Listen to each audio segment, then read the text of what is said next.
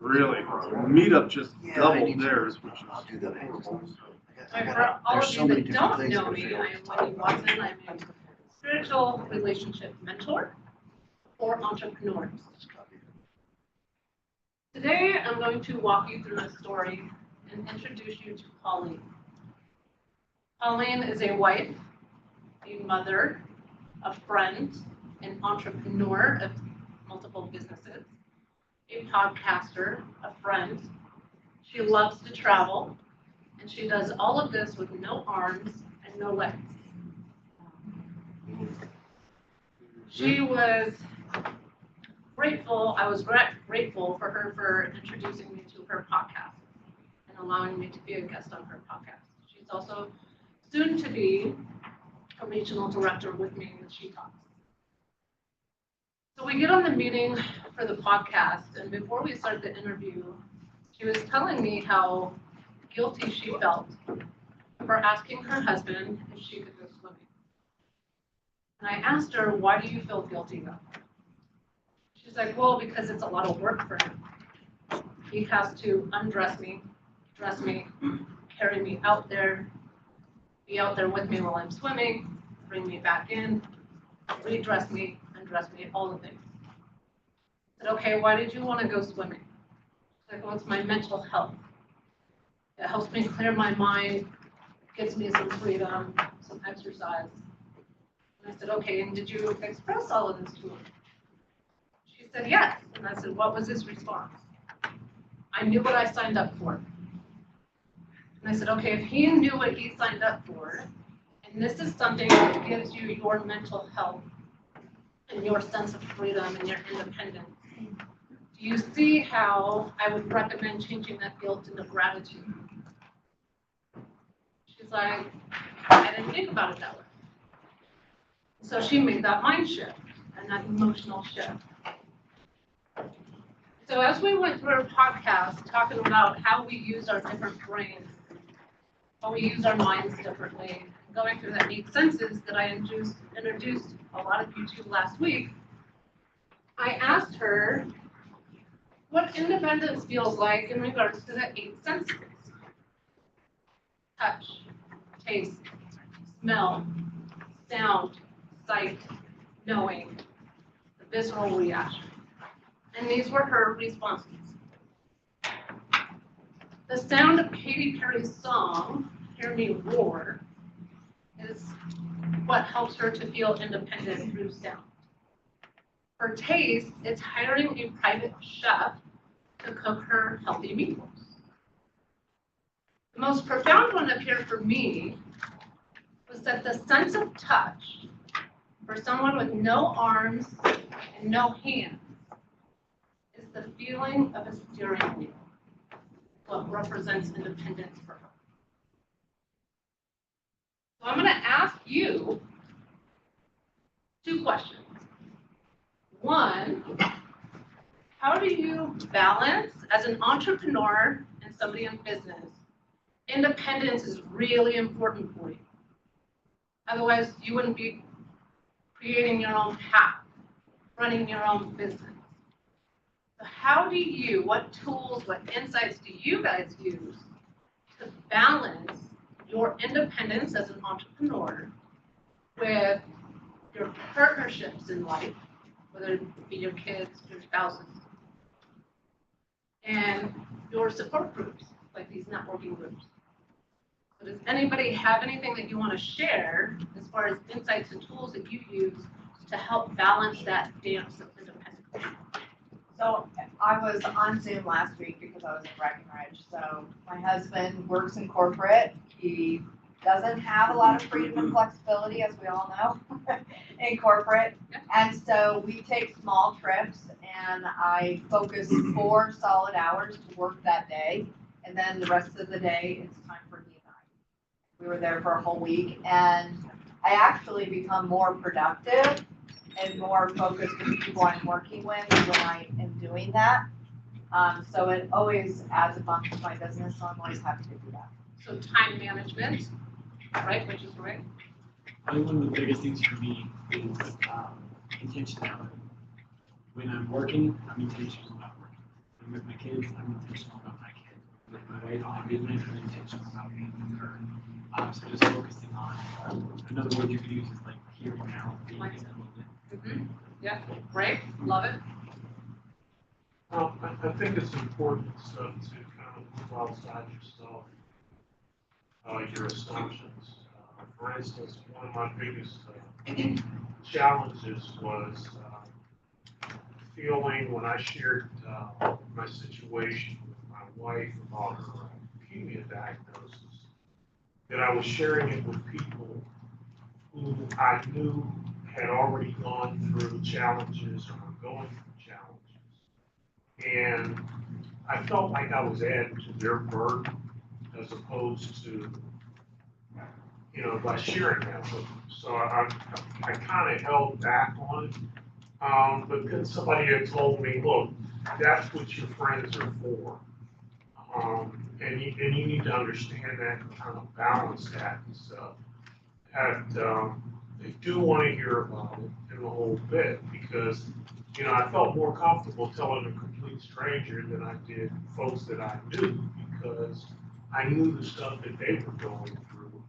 And I wanted to be a resource for them. So sometimes you got to get outside of your own head to be able to balance all of this, around you. And I love that you brought up uncomfortable, because that is a great emotion, right, which ties into the 8 senses. What does that uncomfortability feel like for you? Well, it just kind of made me feel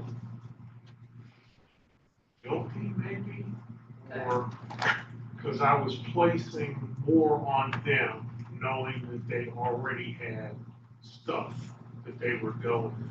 So I felt like I was being unfair to them, and maybe that's being empathetic or whatever and stuff. But like I said, it just kind of made me feel guilty until somebody shared, that with me. Is there like a visceral reaction that comes with that guilt rather than uncomfortableness? Well, for me, guilt is not something that I subscribe to. Right. So Okay. whatever emotions, whatever blood pressure rises or whatever, just the fact that I was feeling guilty made me feel uncomfortable. Okay. So, All right. Okay. Anybody else want to share? So like with me, I'm in sales and I know, well, in insurance, but I know people that have been doing this for like 20 years and they still get nervous and stuff to go into businesses and talk to them and things like that. But like with me, like I have to kind of like separate everything, like to move from one task to the next. So it's like, okay, like I'll take like a deep breath, like, okay, I'm going to make phone calls. I'm going to do quotes for people right now. Or then I'll take a deep breath, like, okay, I'm going to go into dealerships and just realizing like those people are just people also, Yeah. and they're not really sitting there judging you. They're just trying to get through their day just like everybody else. And so are the clients. And so I just kind of like take it little by little and like they were saying, like someone was saying too, like being intentional about what you're doing in that moment so that I can give like 100% to every moment that I'm in. What I love about all 3 of yours is that you're compartmentalizing and you're categorizing so that you can focus on those specific tasks. So let me ask you, going back to Pauline, some of Pauline's answers, what are some of the senses that you feel that represent independence for you? Is it a song, like for Pauline? Is it the smell of a perfume? Is it the wind blowing in your hair in the open road?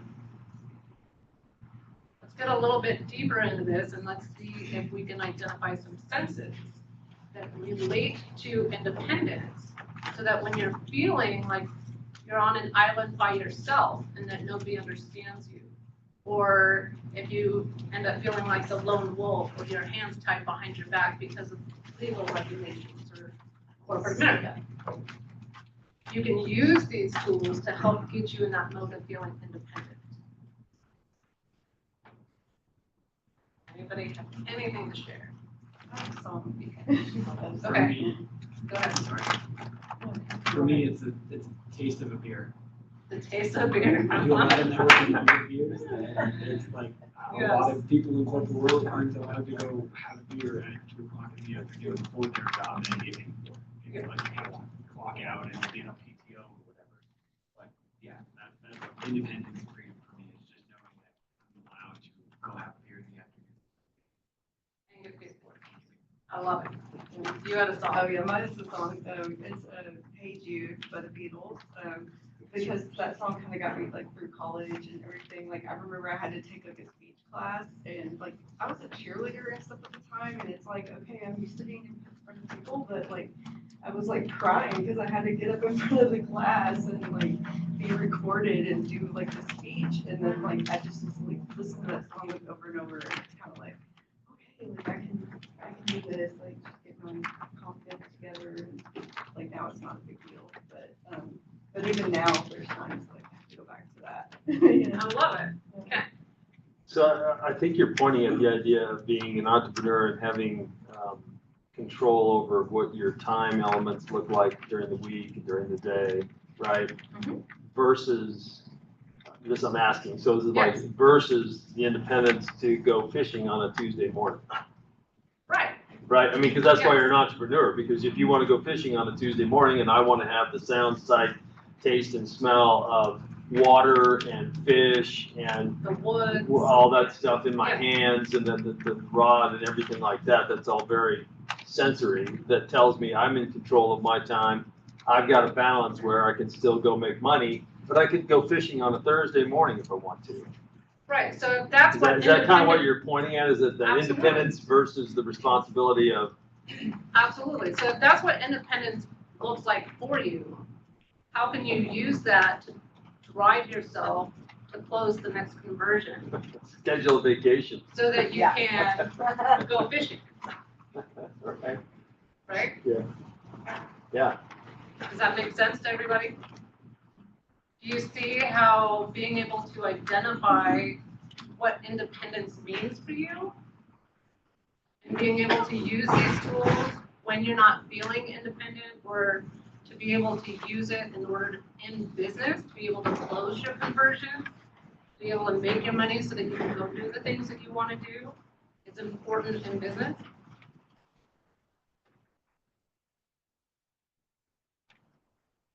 Yeah, that balancing Is that a act is. rhetorical question? No, it wasn't a rhetorical question. I was looking for you guys to tell. Am I expecting an answer? I was kind of hoping for some nods or, you know, some hand raises or some feedback. I didn't think so. Yeah. You know. Absolutely. So I have yet to have somebody mention smell other than Pauline. I would like somebody in the room to identify a smell other than fish. Yes. That represents independence. Candles that smell like the ocean. Candles that smell like the ocean. Leather, since we don't have an ocean here. I grew up by the ocean, so my first place as a baby to take anything with ocean smell. Love it. Oh, yeah, fire. Fire. Love it. Leather. Yeah. Good. I would say Coffee. a coffee shop. Coffee too. Coffee A shop. coffee shop, because when I started my business, I was doing a lot of work. So that was sort of like, all right, I'm stepping out in the coffee shop, like, working. Love it. What about speech? Your freedom of speech, your independence in speech. Well, I think maybe it's age more than anything. I'm kind of at that point in life where it's like, you know, don't cause me any aggravation. You know, I'm apt to say the F word to people at that point. Because, you know, I know I've only got so many years left, and I'm not willing to put a little to what I call baby mama drama. You know? Right.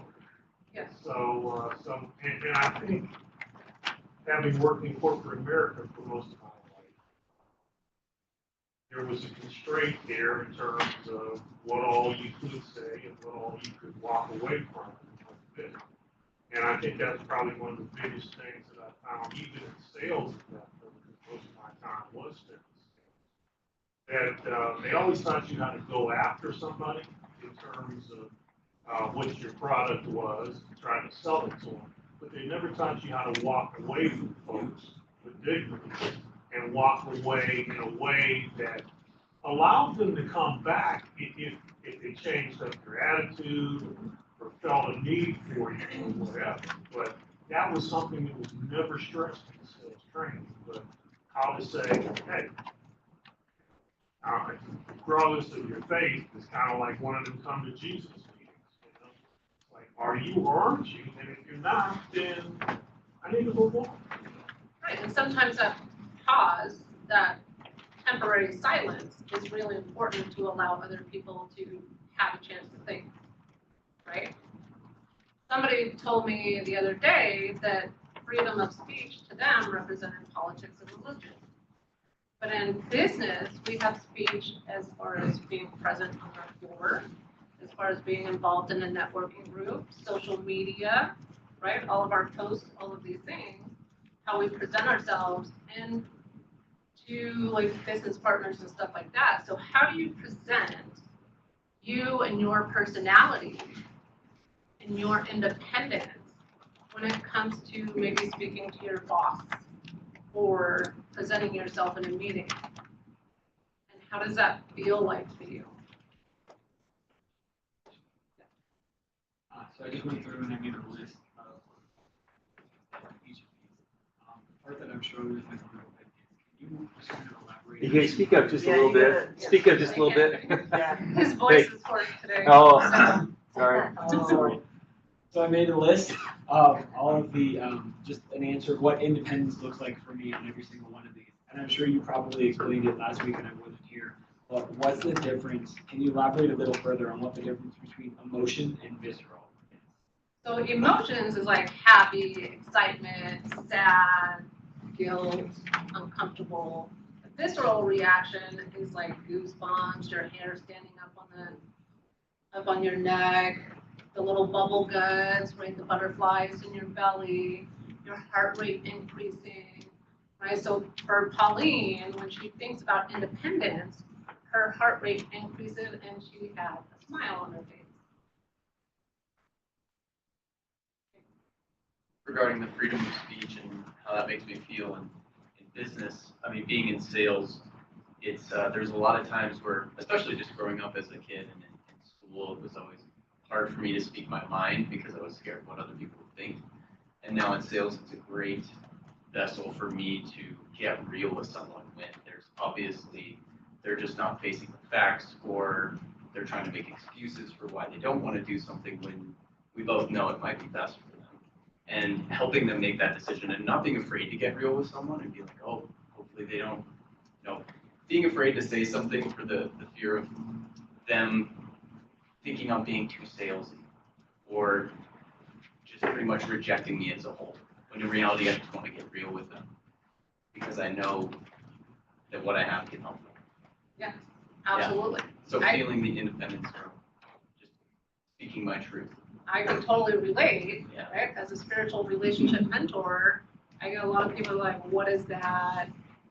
Is it too woo-woo, all of these different things. And so I have to really own my freedom of speech and tell people what I do and own it, right? Yes. I want to build off what Jacob said. Like, I've had customers where they're like being very difficult. Like, most people are used to deal with and stuff are difficult. They get increasingly difficult. And I've told them, like, look, if you're going to continue to get more difficult, I'm not going to work with you anymore. But it doesn't usually go well. But usually when I say that, I'm at the point where I don't really care.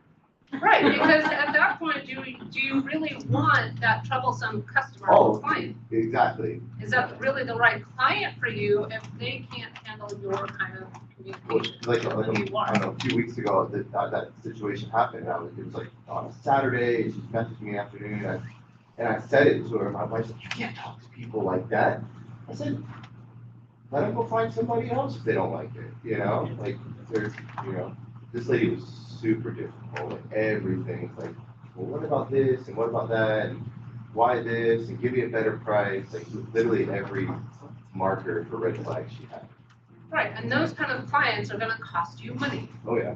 right? They're gonna cost you money and time, energy, trying to get a lower rate, right? So being able to speak your mind and being able to say, you're not the right client for me, allows you to have your independence and your freedom of speech. Was her name Karen? Casey? Oh, no, her name's not Karen, but she might as well be. Yes. So really finding that balance of independence within your business, who you're hiring, how you're speaking, what that feels like for you, the vision, right? Maybe independent, maybe your vision, your mind's eye, your mental imagery of independence is retirement. What does retirement look like for you? And how are you going to operate your business in order to obtain it? Right? Along with your physical body, right? So while Pauline had no arms and legs, and everybody in here seems to have theirs, right? We do seem to go through seasons in life where our physical independence changes, right? Like when I dislocated my elbow, or the older you get, you might have some more physical limitations. Right? When I dislocated my elbow, it was because I was roller skating and it almost killed my business because I was a massage therapist and couldn't use my arm. If I had to have surgery, it would have cost me another 3 to 4 months and I would have lost a lot of clients. And at 36, I wasn't really ready to hang my hat on not being able to roller skate. I felt like that was too young. But I had to swallow that pill anyways. Right? So how does your physical independence impact your business? Okay. I can work where I want, when I want. It's like if I'm not liking a certain area that I'm working in, I can go to a different area. If I'm not running into people like decision makers, I can go to a different area. Right. If you work mostly on Zoom versus in an office, that can have an impact on your independence. Yeah. You have the opportunity to step away and resume and come back. Before they say you may not be able to. Right. Or even in a corporate setting, maybe you can go out and go for a That- walk around that's the true. building and still come back. But I love that. Fishing, right? Being able to actually go fishing is a sign of physical independence. Well, as my old CEO used to say, summer dump, always flexible, which is a play off of the green motto. And I think it's important because the choices you make are the ones you end up living with. You know, seeing that happen to my mother-in-law, for instance, when we took away her car keys 15 years ago. She was active in this, active in that, but she always drove us. Now, granted, after totaling an Audi A6 to 2 Honda Accords, which were on my USAA policy, she had more money to drive to Uber around the world. But she chose not to do those type of things any longer and belong to those groups. And it started a skid that has continued even at this point. And so, you know, like I said, the physicality of it, you got to be able to make changes. You know, when my hip was operated on, I had to give up skiing. Yeah, I love skiing, but my choices were to learn how to snowboard, and at that age, falling down the learning curve wasn't working. Okay. Sure. So picked up other things. So if you're not flexible, when the physicality starts occurring, and you end up in a slope you're not going to be able to return from, unfortunately. What I'm hearing you say is take care of your health earlier Well, and have a health or fitness plan. or at least have the mental fortitude to start making choices and look a little forward so that you don't put yourself on a slope that in fact is just, it's not going, it's just going to go bad eventually, even if it doesn't happen right then. All right, who took something away from this presentation today? Ah, love it. Yay. All right, if you would like to listen to the full podcast between Pauline and I, feel free to scan this QR code. It is about 35, 40 minutes. The name of her company, One Leg Up. It is, yeah, she's fabulous. Somebody said that, she's like, that's the name of my business, One Leg Up. And I am. And if you'd like to, if anybody would like to schedule a one-on-one or dive a little bit deeper and have a conversation about any of these things, about independence or any of the senses around it, go ahead and scan this QR code to schedule an appointment with me. Does anybody have any questions? Thanks, Wendy. Okay, we will be doing our 1 minute or less commercials. Okay, we use time for us today, and we've got a big group today, so please keep it to that 1 minute or less. That'll be awesome. And our little personal tidbit today, BK had a good idea, is what is your favorite one-hit wonder song? And if you want to sing it, you can do that too. And let's start here, and we'll go around to people back. Casey. I'm Casey. I have a swimming pool company, do hot tub repairs and maintenance, mostly the south and southeast part of town. If you have anybody that needs anything with water, let me know. Favorite one-hit song? I didn't have much time to think.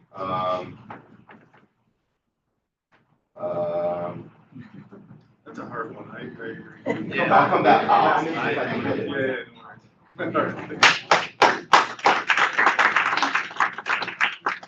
Hi, I'm Tobiko. I'm building a Amigo business. I met a couple that got financially independent through it. They're teaching me so I'll be able to walk away from my job in the next couple of years. I don't have much time to think about a song either. Something by Maggie Lindman.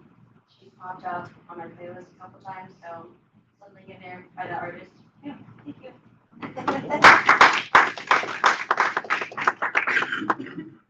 Hi, my name is Nosa. I run a consulting company called Override.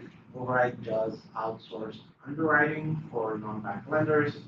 We're a remote team of about 5 underwriters